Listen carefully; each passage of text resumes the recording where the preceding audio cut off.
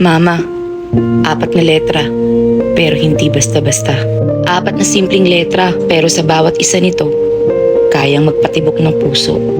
M, malalim na sakripisyo, yung kaya niyang isuko ang kanyang pangarap, makita ka lang masaya.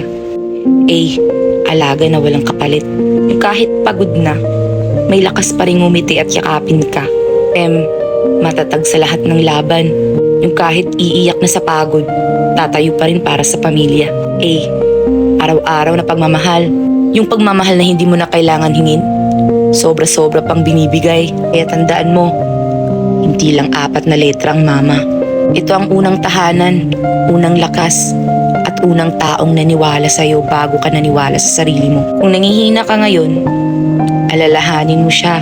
Alalahanin mo kung paano kanya pinaglaban. Alalahanin mo kung paano kanya iningatan. At kung may araw mang pakiramdam mo hindi mo na kaya, tingnan mo ang sarili mo, dahil ikaw ang dahilan kung bakit hindi siya sumusuko.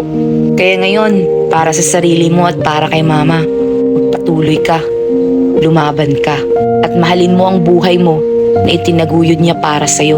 4 na letra lang ang mama, pero dala nito ang pinakamalakas na dahilan para hindi ka sumuko.